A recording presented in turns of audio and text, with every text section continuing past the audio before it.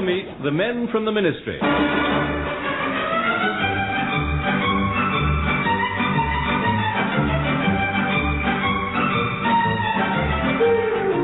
Join us for more low notes in high places with Norma, Ronald Baddiley, John Graham, and the men from the Ministry, Richard Murdoch and Deryck Guyler.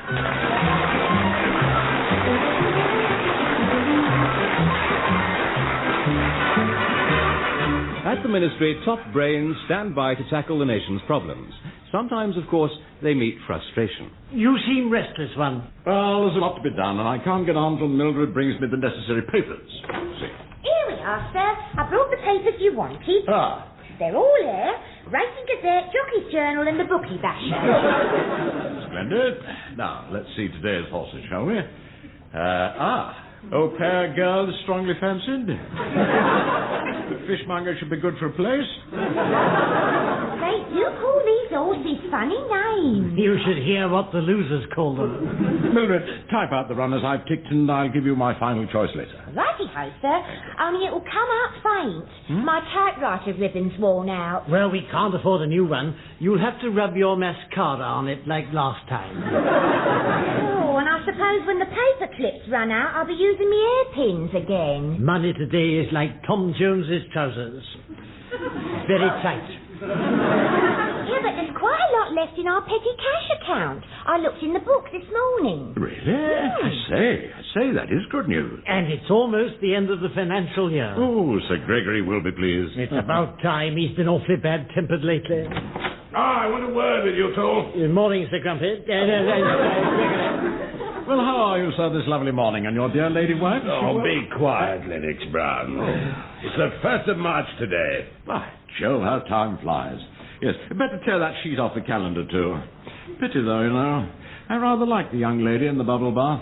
I thought you did. That page is August 1960. No. Stop chattering, you two.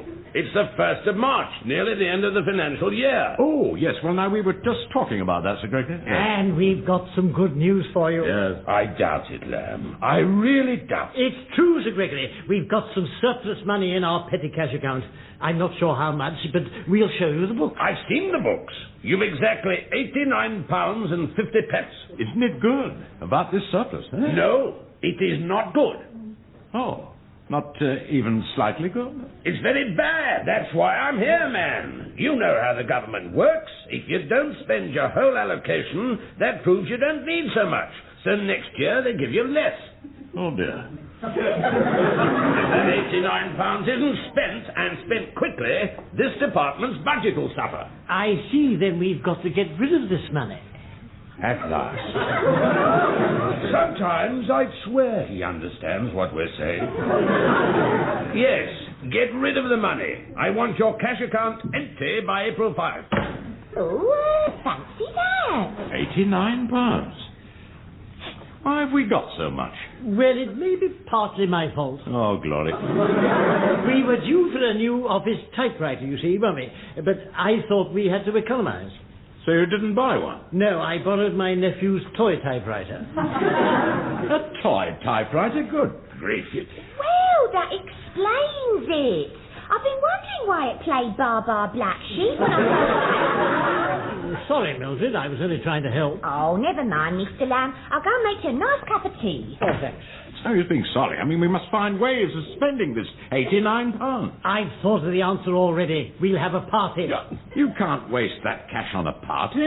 It's public money. But the Minister's been wasting public money for years. But that's different. We're allowed to waste public money as long as we don't enjoy it. But we must never use it to our own advantage. Oh, then how can we get rid of this surplus? I'll get the account book and file. Put it all on my whatnot, my cabinet. I'm off to lunch at the club. What did you say, One? I said put it all on my whatnot. I'll have a look at it later. Quick lunch today. I'll be back about 4. We should spend that money on essentials, like a new electric kettle. Here's your cuppa, Mr. Lamb. Here, what does Mr. Lennox Brown want us to do with that money? Oh, he doesn't seem to care. Too worried about his lunch.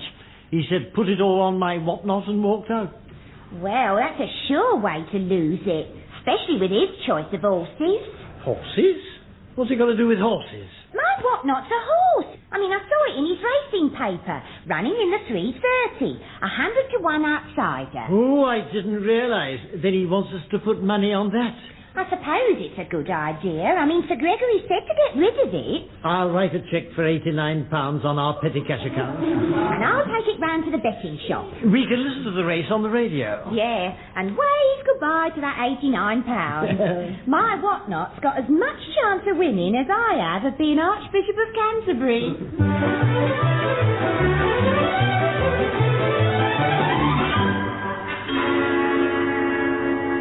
Well, it's a very fast race so far. Lovely Lady is pushing out in front, and this, I may say, is very exciting indeed.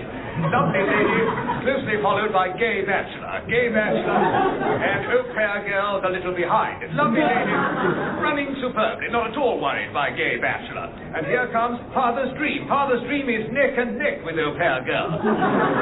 In third position. That £89 as good as gone. But Lovely Lady's flagging now, and yes, it's Gay Bachelor on the turn. And good gracious, what's this? Coming up very fast indeed. Yes, it's my whatnot. Oh, not my whatnot? Yes, my whatnot. My whatnot's up on the rails now. This is really quite something to see. My whatnot hasn't had an airing for quite a while now. It's remarkably lively this afternoon. I thought you said it wouldn't stand a chance. I thought my whatnot wouldn't stand a chance with Lovely Lady, but I was wrong. Lovely Lady's clearly worried by my whatnot.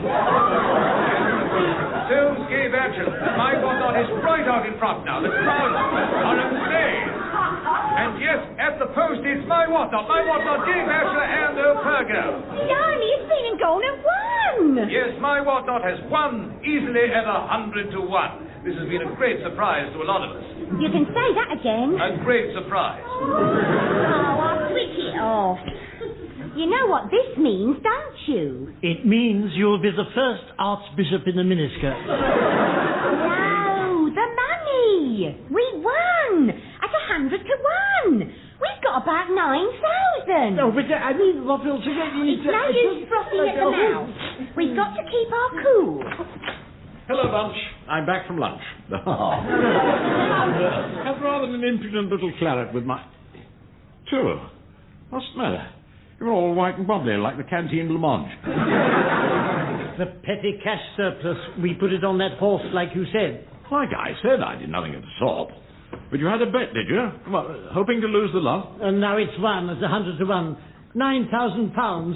Sir Gregory will go mad. I suppose we'll just have to keep the winnings ourselves. I shall pretend I didn't hear that. Money won by the petty cash account belongs to that account, and we cannot use 1 penny of the petty cash account for our own ends. It would be immoral, unethical, and worse. Worse? We might get caught. But what about the surplus? Well, the answer's simple. We just don't collect the winnings. No.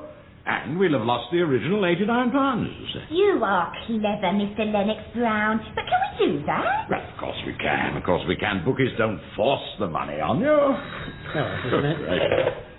General Assistance Department. Flutters here, Coat Investment Operatives. Oh, the betting shop. May I be the first to congratulate you on your great win? Your cheque is now in the post. You'll have it first thing in the morning. He's sent off the cheque already. All part of the service of Flutters. No need to collect. We send you a cheque. Goodbye, sir. And please invest with us again. Oh, dear. You would, wouldn't you? You not only make this daft bet, you have to choose London's only lunatic bookie. What are we going to do, sir? Well, I don't know about you, but I'm going home. We've a busy day tomorrow. Have we? Well, you remember, too. We're seeing some writer for the Arts Council. But what can we do with that money? I'll sleep on it, too.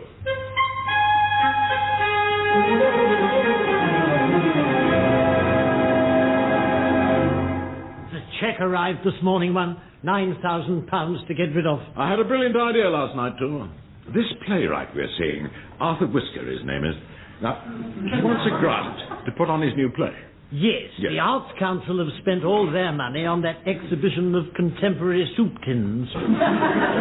So, they can't back his play, and we've got the job of telling him, right? But, now listen, suppose we backed it. With our £9,000? Exactly, yes. The stuff he writes is bound to lose money.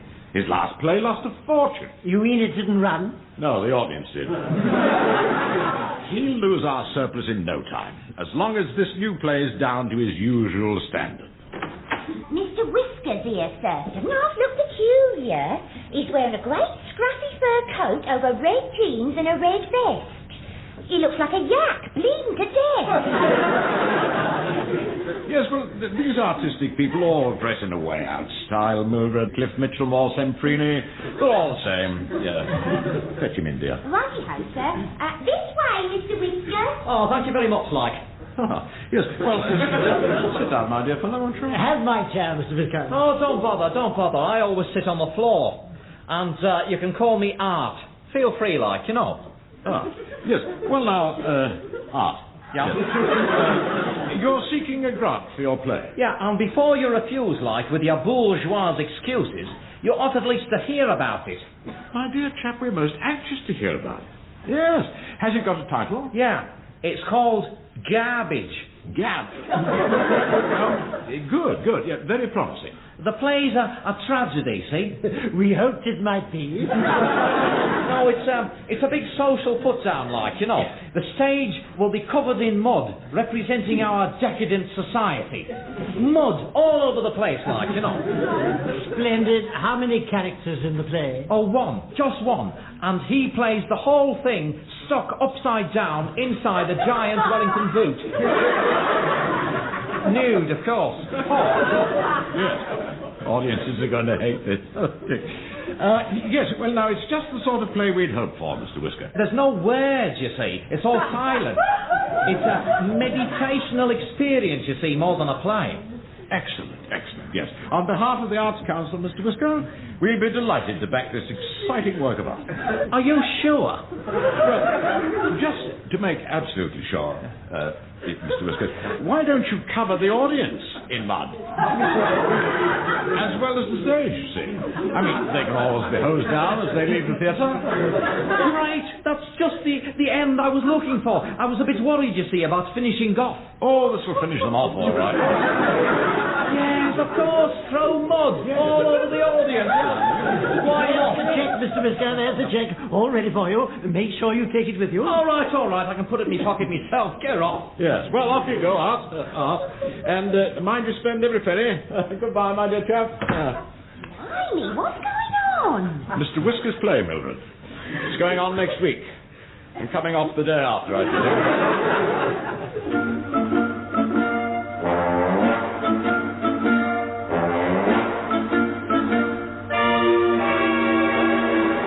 What, have you seen the papers? Yes, I read them in the train. Everyone has a front-page story on Whisker's play. Oh, it's clear the audience loathes it. Look at these headlines. Obscene plays. Prime Minister to act. Yes, and this one here. Seen this one in my paper? Look. First night riots at Whisker's play. The audience fought to get out of the theatre as they were covered in mud and drenched with water. Many had left by the end of the 7th act. During the interval, several women complained of the presence of a naked man in the bar and threatened to call the manager. They were told he was the manager. Oh, dear me. Oh, we've seen the last of that money, too.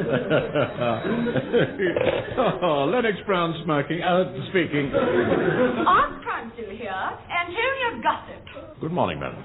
Look, we're very worried about the money you put into this new Whisker play. Yes, well, madam, you know, some plays do lose money, don't they? Lose money?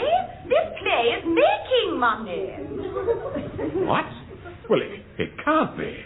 Have you seen the headlines in the papers? Never mind the headlines. The critics are raving about it. They call it a breakthrough in modern drama. Harold Hopsack says it hits you like a kick in the groin. I know the feeling. I mean, already the film rights have been sold. That means there's £50,000 for the backers. That's you, the General Assistance Department. Us? No, we don't want £50,000. We don't want it. No, look, it's the Arts Council. You have it. Good heavens, man, the Arts Council mustn't show a profit. We exist to throw money away. Just this once, please. Certainly not. It's nearly the end of the financial year. I sent you the cheque for £50,000 50,000 already. Goodbye. 2. The play's a hit. Oh. They're sending us £50,000. Oh, dear. Thank heavens Sir Gregory's not here. What would he say? Ah, there you are. We'll soon know. That £89 in your petty cash account. I take it the situation's changed? Oh, definitely, Sir Gregory. Good. Then it's down to a few shillings now, is it? Well, not exactly, sir, no. It's, a little more than that. What? Well, what is the balance? The balance in our petty cash account, yes, to be absolutely frank and honest, stands at £50,000. Stop these silly jokes. For a moment, I almost believed you. £50,000 in your petty cash account. I suppose it is rather funny. I know it's a little surprising, sir, but we really have got 50,000 due to circumstances beyond our control. Good grief, you can't have, can you? We have, Sir Gregory. Isn't it hilarious? Lamb! Are you mad? With £50,000 in our books, the whole department's in jeopardy.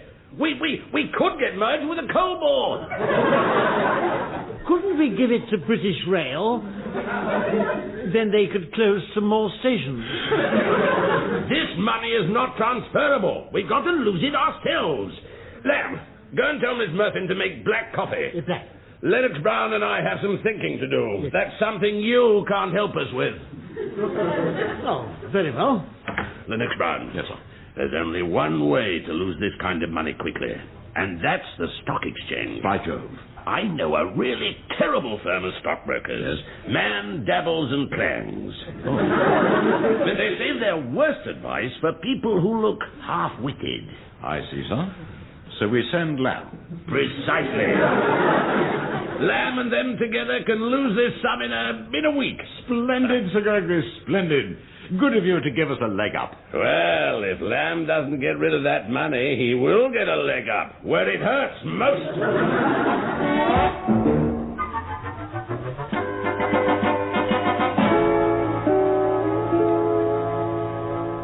The stockbroker was most helpful, Sir Gregory. He said to invest the 50,000 in Rockall silver mines. Isn't Rockall that lump of stone that tries to look like an island somewhere out in the Atlantic? That's right, yes. Not much chance of finding silver there, eh? I'm not quite sure what's going on, but have I done the right thing this time? Indeed you have, Lamb, yes. We've said goodbye to that surplus 50,000. Rockall silver mines. Dear. Evening paper, Mr. Brown. All the winners up to 4 o'clock. Mildred, don't hand me the racing results before Sir Gregory. Oh, I'm sorry, sir. I didn't know he'd want them first. Here's the racing results, Sir Gregory. Oh, I don't want them, Miss Murphy. Just a minute, though. What's that headline on the front page? Oh, that's just some dreary story about uranium. Let me see that. No, you hold it. My hands are shaking. Well, shall I read it out? It says, uranium found on Rockall. Shares rocket. Shares in Rockall Silver, who hold all mining concessions, soared dramatically on the stock exchange. In an hour they rose from 50 pence to £200 each. Is that good, Sir Gregory? Oh. No, it can't be. He's turning green again. This is disaster. It means the department's surplus now stands at £20 million. Oh, £20 million in our petty cash account. Perhaps we could buy that new typewriter. Oh, but surely the government could use £20 million, Sir Gregory. It would keep things going for several hours. Well, I said all along that this money's not transferable. But a sum of this magnitude, sir. Perhaps an internal transfer in government circles. You may be right, Lennox Brown. Yes. But we must keep calm about this. Calm, do you hear? We are calm. Yes. Now we'll go straight to the Treasury and see Sir Jasper Farthing. He's a financial wizard. Yes.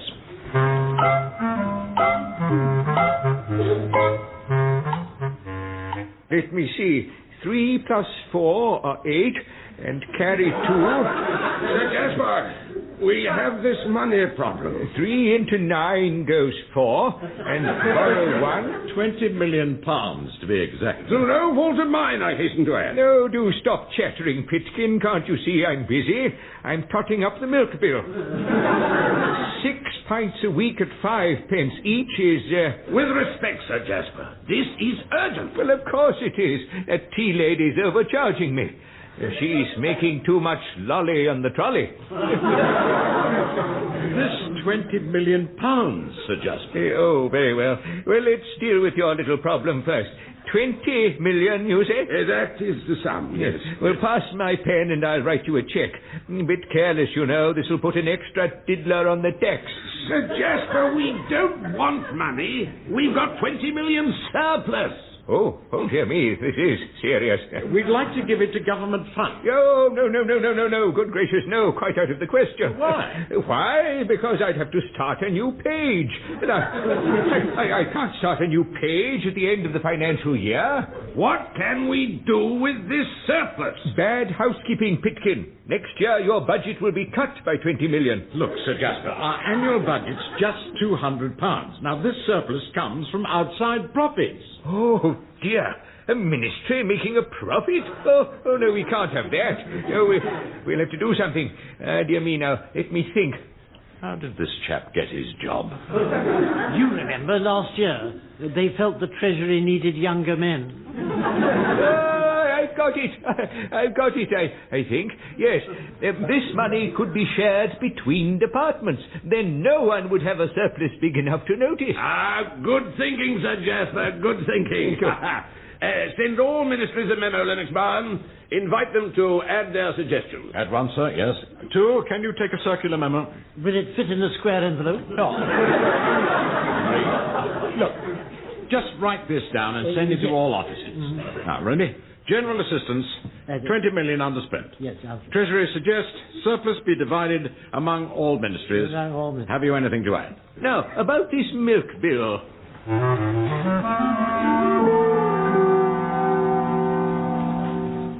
Morning, Mildred. Morning, sir.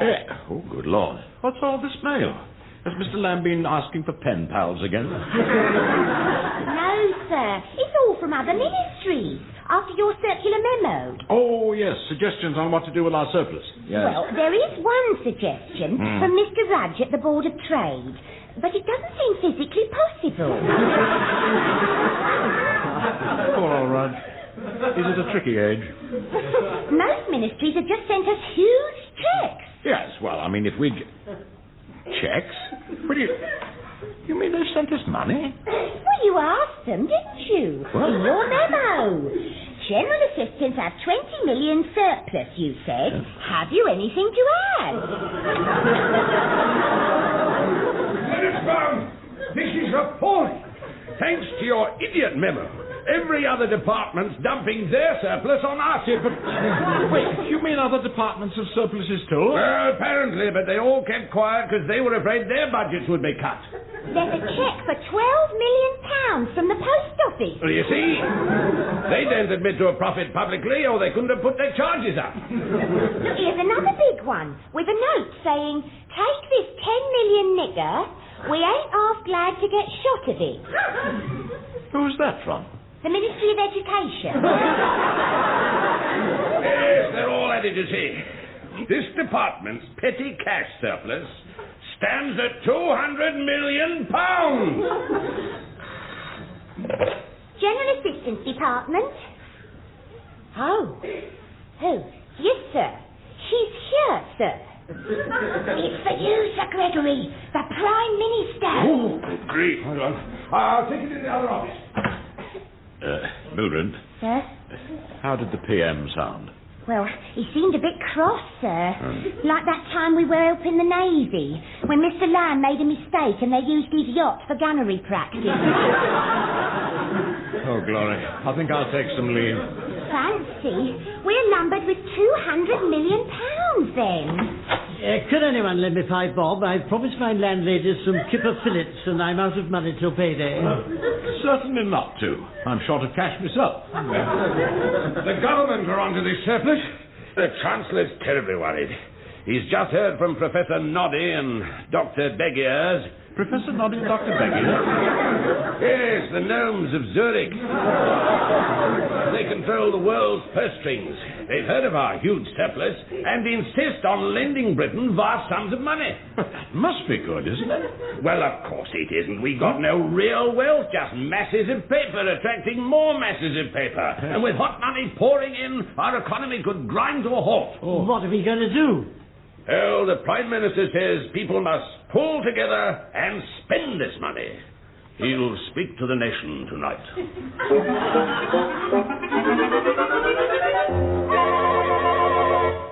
Here is the news read by John Curl. First, the money crisis. In an emergency broadcast an hour ago, the Prime Minister announced plans to disperse the huge financial surplus which threatens Britain's economy. He said that all current wage claims would be granted, and in most cases trebled, provided that workers agreed to spend the money at once.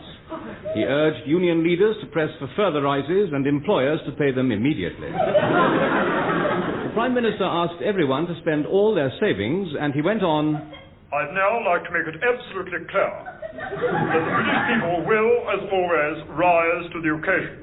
We must now loosen our belts and push our horns out. The only thing to save for old age is yourself. First reaction from trade union leaders was hostile.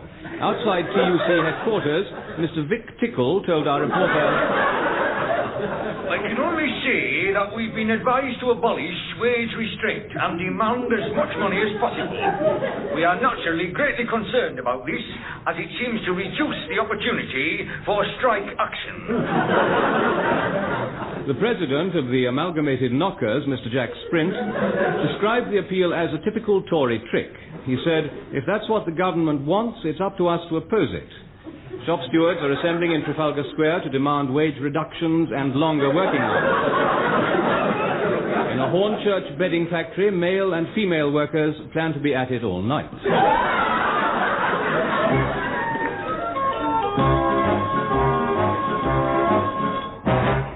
So the government's appeal fell flat. Oh, yes. People are refusing pay rises and prices are falling in the shops. Hot money is piling up. Our surplus is now $5 billion, and the Royal Mint's cracked under the strain. Oh, so we've now got a mint with an hole.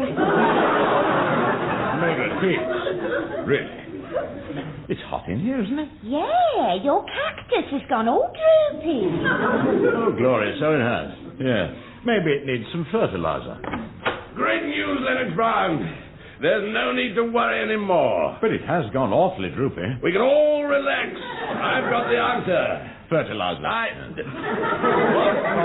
Well, don't be rude, Leonard Brown. Oh. I'm trying to tell you that the financial crisis is over. You mean we found a way round this surplus? Better than that, we can turn it to our advantage. The PM's done a brilliant deal with the World Bank, and they'll use it to cancel our debts. But that's marvellous. This huge pile of cash we built up is the country's biggest asset. I've done it. I've been at it all night, and I've done it. What? Where on earth have you been? The money problem. I've solved it. You solved it? What do you mean? All those millions of pounds. I've dealt with them.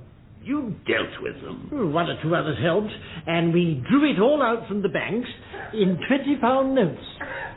You drew it all out? Yes. And what did you do with it? We've been down in the boiler room all night. We burnt the lot.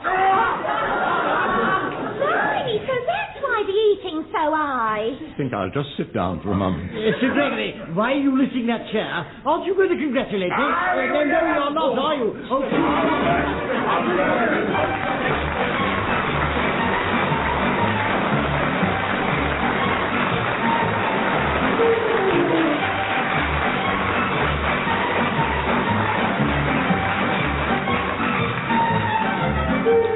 Rolling in cash as the men from the ministry were Richard Murdoch and Deryck Guyler. Also featured were Norma, Ronald, Ronald Baddiley and John Graham. The programme was written by Edward Taylor and John Graham and produced by Edward Taylor. Time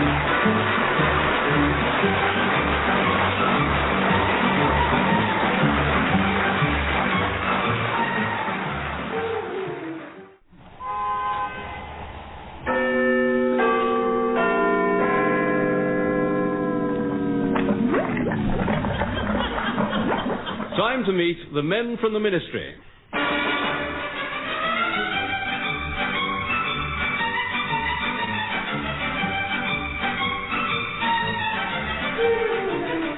Join us now for a quick canter down the corridors of power with Norma Ronald, Ronald Baddiley, John Graham, and the men from the ministry, Richard Murdoch and Deryck Guyler.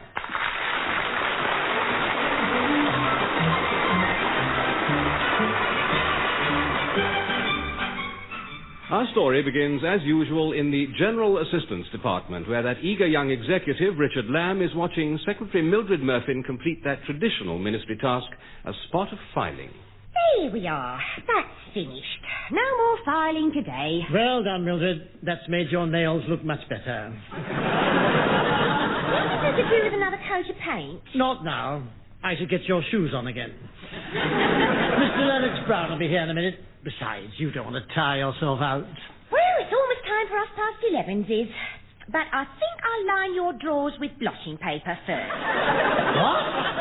The drawers of your filing cabinet, Mr. Lamb. I think that goldfish bowl is leaking. Honestly, what a mess in here. Ping-pong bat, one sandal, hammer with no edge, and no handle. I'm going to clear all this junk out and put it where it belongs, in the map cupboard. Then we can use these drawers the way they're intended, for looking after important things. Good idea, Mildred. We could keep all our biscuits in there. Do what? We can store our packets of biscuits alphabetically. The top drawer's marked A to D, isn't it? Yes. Well, A for almond creams, put them in first. Then D for digestive, behind them.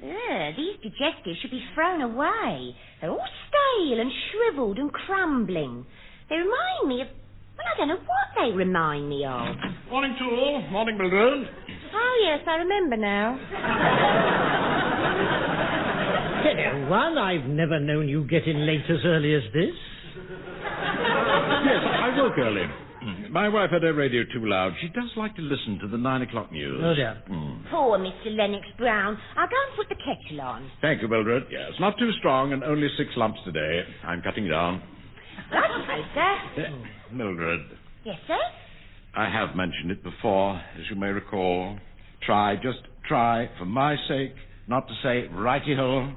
It's a silly, vulgar expression. I'm sorry, Mr. Lennox Brown. I'll be as quick as I can with the tea. Righty-ho, Mildred. Mildred and I are filing the biscuits, one. Filing the biscuits? Oh, crumbs. The permanent undersecretary just rang. Sir Gregory? What does he want, I wonder? He wants you both to go straight to his office right away. He sounded dead stroppy. Oh, dear.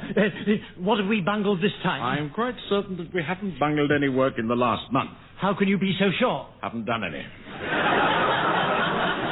Do stop shaking like that, too. You loose change. It's all falling out of your pockets, man. Come on, one. We can't keep Sir Gregory waiting. You know what he's like. Oh, don't be so weak, too. We don't have to be at his beck and call all the time. Good for you, Mr. Lennox Brown. Yeah, show some spirit, too. He can't treat us like a couple of lackeys. I'll see Sir Gregory when I'm ready to see him. Well, remember last time? As it happens, I'm ready to see him now. Yes, I've been meaning to have a word with him all week. Pull yourself together and knock like a man. Very well. It's only Sir Gregory we're going to see, not Count Dracula. Ah, there you are. Oh, good morning, Sir Vampire. Sir Gregory. Come in, then. Yes. Don't dither about like a couple of moonstruck monkeys. Oh. Thank you very much, Sir Gregory. How very kind of you. Yes. Well, it's very chilly weather. Don't stop all this idle chatter, Lennox Brown. There's work to be done. Oh. So listen carefully. Yes. Our new government is most anxious to streamline and modernize the civil service. Oh, no, not modernize the civil service. It's indecent. It so happens I agree with them. Very sound scheme, Sir Gregory. Long overdue, in my view.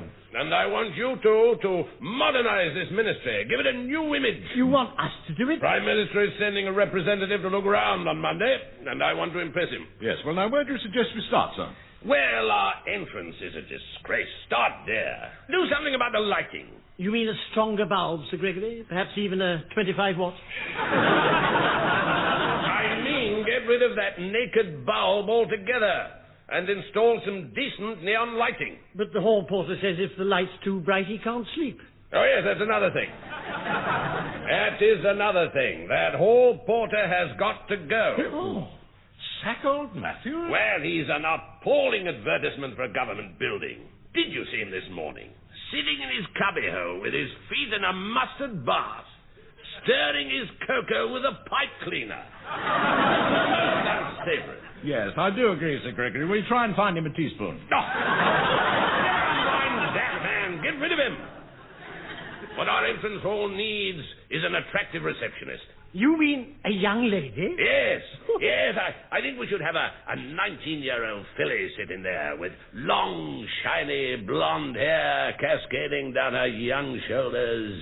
A neat little figure. And we'll get her one of those long white desks. Slim and elegant. With twirly legs. Curving in and out in all the right places. Yes, and a transparent top. By Jove, yes. No, that might be going a bit far. Transparent top to the desk, Sir Gregory. What? The desk. Oh, yes. Well, get on with it. Oh, and here's the file with further suggested improvements. Yes, well, you just leave it to us, Sir Gregory. Yes. And no slip-ups this time.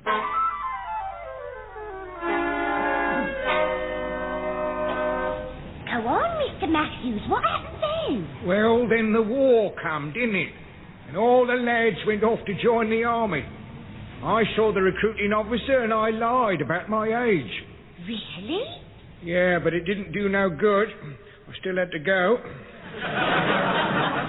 Did you have to kill people? Well, it was war, wasn't it?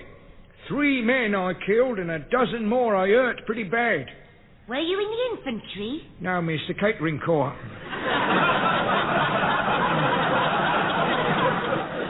The best years of my life I give the army. And when I come out, what was I fit for? All porter at the ministry, that's all. Well, you do a jolly good job for us, Mr. Matthews. Thank you, miss. Now, you'll see Mr. Barnes gets that message, won't you? I've got to get back to the office. You leave it to me, miss. Ta-ra, then. Cheerio. Yeah, a bit of a sleep now, I think. Ah, Matthews, we've just been, having a word with Sir Gregory about you. Sir Gregory? What's he up to? Well, how can we put it? The government wants some changes here, and he's anxious to move at once. We've all got to go sometime, you know. We can't be with the civil service forever. Sir Gregory wants to move at once? That's what he said. He wants the ministry to have a new image, to change everything round. So he immediately thought of you see. Me? Gosh, turn the crows. Don't you feel it's time you moved on? Yeah, but I never... God, I'm a bit beflummoxed, no mistake. Well, don't worry, my dear fellow. You'll soon get used to the idea. Goodbye. God bless you, sir. Both on you. Hello? All porter here? Oh, it's you, Emily. Yeah, I got the kippers. But there's something more important to tell you. I've just been given Sir Gregory Pitkin's job. Yeah, me, permanent under-secretary. Oh, yeah, you always said I'd make good. And I'll do even better once I learn to read and write.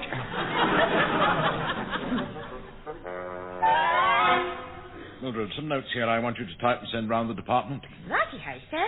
More of this modernisation, is it? Indeed it is, yes. Once Mr. Lamb and I get our teeth into a problem, we don't let up, you know. I hear there's going to be pipe music and iced water in all the offices. That's right. And we've been updating all these ministry forms. Look here, where it said state address, I've changed that to give location of pad. Yes, and here, you see, give full name of wife. Now, I'm altering that to who's the cool cat man.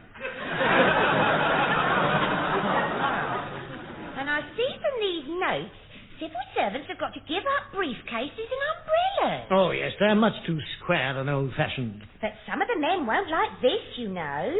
Carrying Union Jack dolly bags instead. Oh, nonsense, nonsense. We've all got to move with the times, Mildred.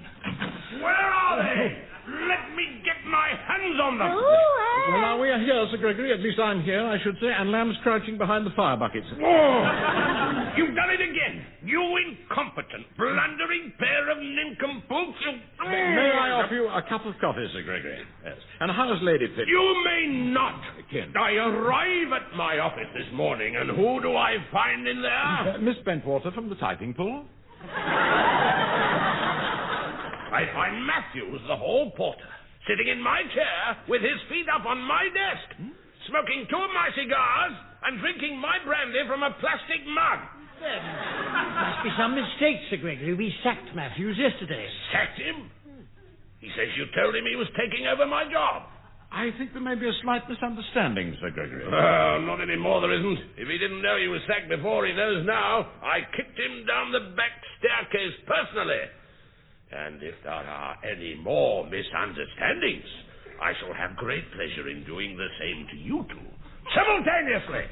Thank you very much, Sir Gregory. Don't forget, the PM's representative will be here on Monday. If our modernization program isn't complete by then, you two will be joining Matthews at the Labour Exchange. So jump to it! Have you noticed, man, every time Sir Gregory shouts like that, the toes of his shoes curl up? Really? Surely not. And no bungling this time, or else... Jove, you're right. Rotten devil. Fancy kicking old Matthews on the back stairs. Yes, well, we can't waste time worrying about trifles like that, Mildred. There's work to be done. Yes, we've got to find a female receptionist to take Matthews' place. Ah. All that's been attended to. Huh? Oh, yes. You're dealing with Lennox Efficiency Brown now, you know. Oh, my word, yes. Yes, I called in this morning at that employment agency, rented there. You didn't, Ronald. I did, you know. I personally chose a suitable girl, gave her notes to swat up about the ministry, and she starts on Monday. Oh, I say, that'll put us back in Sir Gregory's good books. I rather think it will. Pleasant girl she is, with great big... Mr. Lennox Brown, how could you? brown eyes and a... What? Did you say something, Mildred? How can you and Mr. Lambie party to it? Party to what? Sacking old Matthews. A poor old man thrown out of work at his age. He's worked his mittens to the bone for this department. Oh, now, come, Mildred. It's natural for women to be emotional about these things, but we men have to be realistic, you see. Yes, I expect we'll have a whip round for the old chap, you know. I thought of giving him a few old clothes. My landlady's got some to spare. Whip round? Old clothes? Matthews is a human being. Even if he did have some funny habits. But Sir Gregory's made up his mind, so there's nothing we can do. Now, don't fuss, Mildred, please. Mr. Lamb and I have to nip down now to the canteen and see how our modernization plans are working. Remember how Mrs. Granite used to stand behind the counter slopping tea straight into the cups? Yeah. Well, now we're installing a vending machine, so Mrs. Granite will sit inside and pour the tea out through the slot.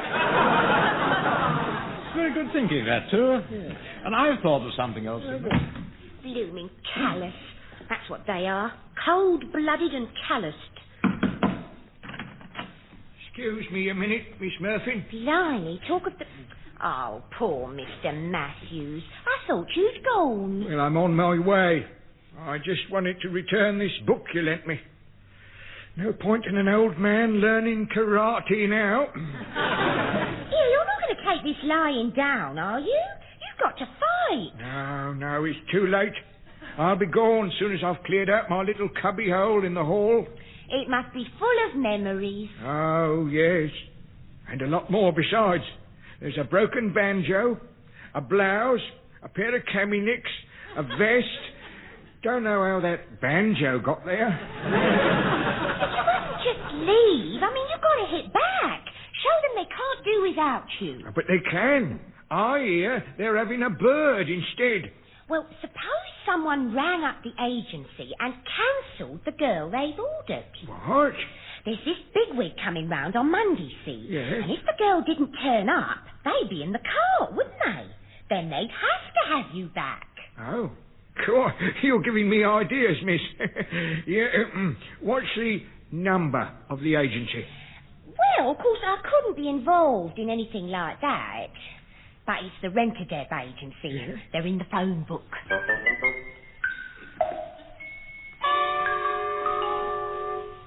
Well, I haven't been in so early on a Monday since the wife had her mother to stay. Fancy Sir Gregory being in at this time. I suppose he wants to congratulate us before this VIP arrives. Well, he certainly ought to be pleased. Everyone's saying what a difference we've made to the ministry. Come. Ah, here we are then, Sir Gregory. Oh, please, don't get up. I had no intention of getting up, Lennox Brown.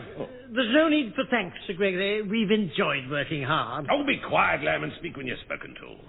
Now, what the devil have you both been playing at? I told you to modernize the ministry, and what have you done? Well, we've installed piped music, Sir Gregory. Piped music?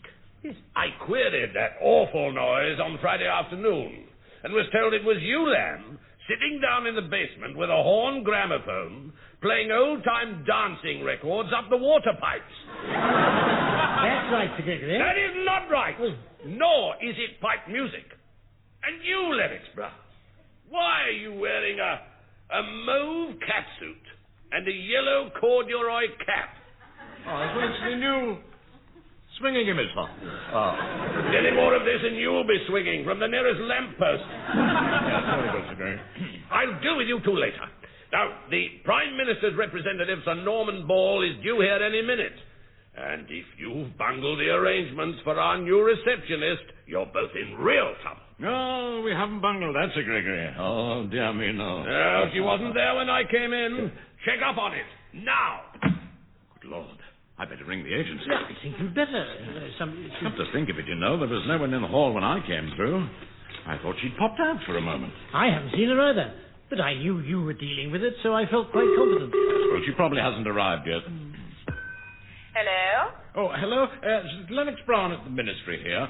Is that Rent-A-Deb? Yes, Barbara Cartwheel here. You may recall, madam, that I came in last week and selected a girl to be employed as our receptionist. That's correct. And then she was cancelled on Friday. What? Cancel? What do you mean cancel? Well, someone rang and said she wasn't needed at the ministry after all. She was most upset. She set her heart on an easy number in a pleasant situation in the civil service. Good grief, too, we're sunk. Well, pardon me, ma'am. Can you send someone else at once, or even sooner? I'm afraid not. No, all my girls are fully booked for the next 2 weeks. Yes, well, I mean, isn't there anyone you could send? Your cleaning lady, or your mother. You could even come yourself. We're not particular. No, I'm afraid we cannot help you. Goodbye. We've had it, too. Oh, no, there's no one. And Sir Gregory will be showing the top brass round any moment. What a pantomime. Why does everything always go wrong? Oh, I don't know. It's for a Cosby problem. Pantomime. Pantomime. That's it. What? The Civil Service Christmas pantomime. You were the best dame they've ever had. Yes, people said they'd never seen anything like it. Dressed as a woman, you were so feminine. What's that got to do with our receptionist? Well, don't you see? It's got to be someone who knows how the ministry works, right? Well, someone feminine and alluring. It's you. But I daren't. I can't. Of course you can. The wig and the dress are still in the club room. No, I refuse. You can do it. Well, how can I? I've got a moustache. No, I won't do it. I won't. Come out from under the desk and be a man. But you just asked me to be a woman. Pull yourself together, too. If there isn't a glamorous receptionist in the hall this morning, we're both for the high jump. No jobs, no salary, no pensions. Now, I'm going to prevent that. If it's the last thing you do. Yes, Sir Norman, there have been sweeping changes at the ministry. You'll be agreeably surprised. Venetian blinds on all the windows, I see. I hope you haven't spent too much money, Pitkin. Oh, no. Those blinds cost nothing. They're folded ministry forms strung together with red tape. Oh, there you are, Sir Gregory. Good morning to you, Sir Norman. Good morning. Good morning to you. The lift is ready to whisk you upstairs. No hurry, Lennox Brown. I'd like Sir Norman to see the hall. Oh, glory. Yes, we've done away with the traditional hall porter. Instead, we have a glamorous receptionist sitting at that ultra-modern desk. Let's have a word with her. I'd like her to show Sir Norman everything. You wouldn't, you know. No need to rush, Lennox Brown. Good morning, my dear. Good morning, sir. Welcome to the ministry. Thank you, sir. And what is your name, child? Richard, Raquel. Yes, Raquel, Secretary. Raquel. Now, shall we move on, sir? A good idea to have a bit of glamour about the place, eh, Sir Norman? Well, I suppose so. Let's have a look at the offices, Pitkin. I don't like to dilly-dally. By the way, my dear, my office is 403. If you want anything at any time, then pop in at 5:30 and we'll have a little chat. Come along, Pitkin. Cozy little chat and a tiny double gin, eh? Coming, Sir Norman. Oh, dear. I knew I shouldn't have worn these hot pants.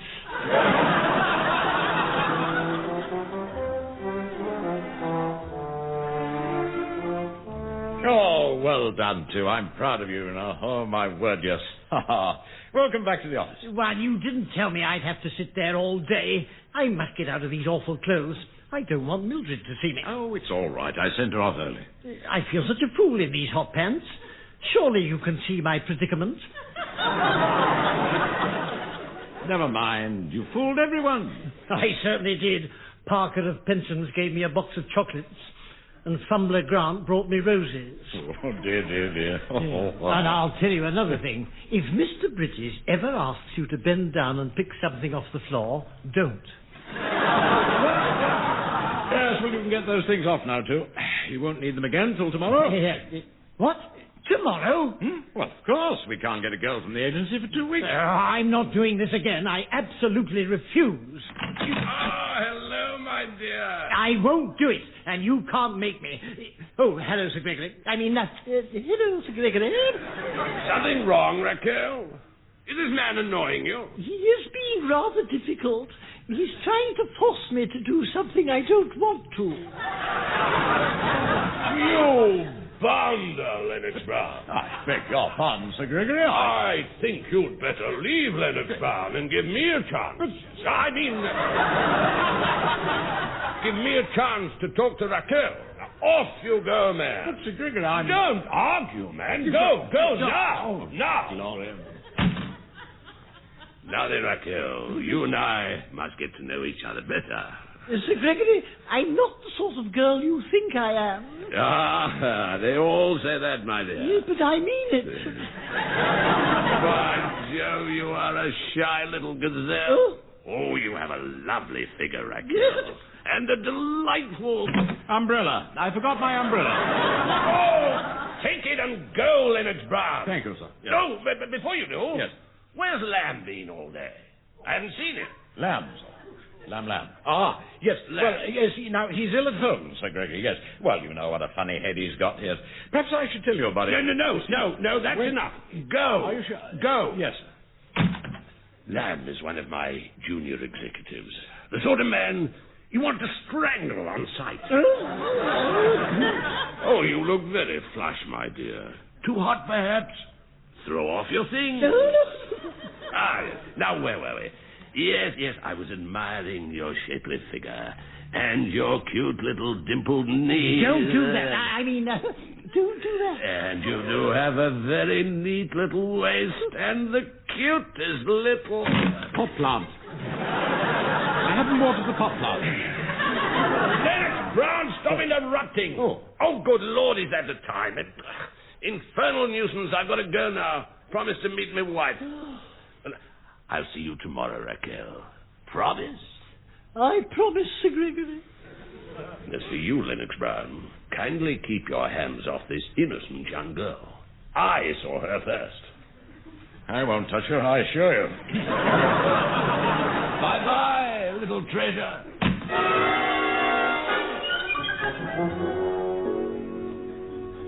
It was awful, Mildred.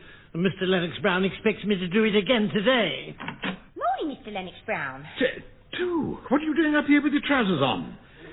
Get into your dress and down in the hall. No, I refuse. Two, Sir Gregory will be here in a minute. I don't care, ghastly old devil. Two, don't talk like that. He might hear you. Lennox Brown. Good morning, Sir Ghastly. You're back, then. Yeah, am I? Yes, it wasn't a serious complaint, you see, sir. After all, yes. No, the doctor examined his head and said there was nothing in it. Well, I I think you both ought to take things easy for a bit. I've been driving you rather hard lately. What? Are you all right, Sir Gregory? Well, I won't beat about the bush, gentlemen. I'd be glad of your cooperation. I've found myself in an awkward position. The fact is, Sir Norman just rang. They've changed their minds about modernizing the ministry. Oh, you mean it's back to bowler hats and dusty offices, eh? And old Matthews, can he come back? Yes, they'd prefer a porter. That's the main problem. Oh, Matthews will come back, Sir Gregory. He's only been sitting on the pavements outside. Yes, it's not that aspect that worries me. It's the little girl who took his place. She'll have to go, you see. Raquel? Go? Yes, very distressing. Especially for me. The fact is, I got rather close to her. I don't fancy giving her notice. I was wondering if you two could tackle the job. Oh, I see, yes. Do you think you could bring yourself to get rid of Raquel, do you think? I think so, Ron. Especially if Sir Gregory wanted to give her a farewell gift to soften the blow. Good idea, Lamb. What do you think? Chocolates, perfume? Or... I thought perhaps a box of cigars.